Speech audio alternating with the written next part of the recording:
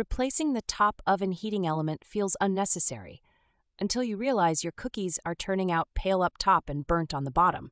That's the upper element not doing its job.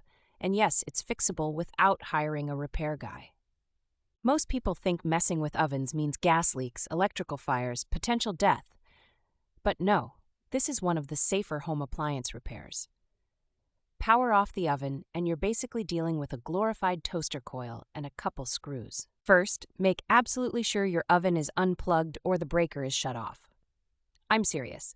Those heating elements run on 240 volts, and that's not a cuddle.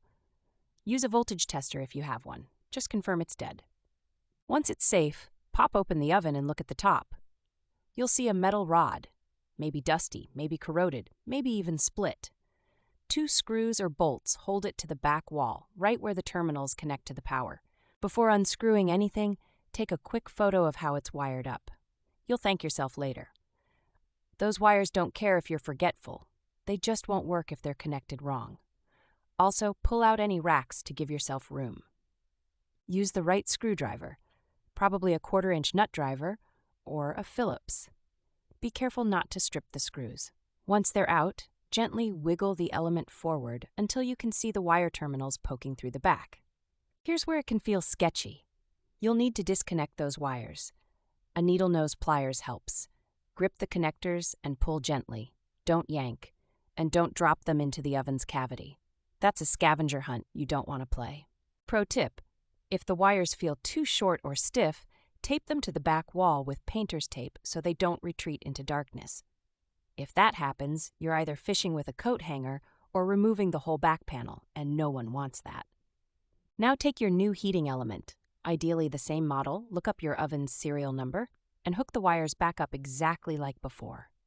Firm connection, flat snug, push them on tight. No sparks, no drama. Slide the new element into place, lining up the mounting holes.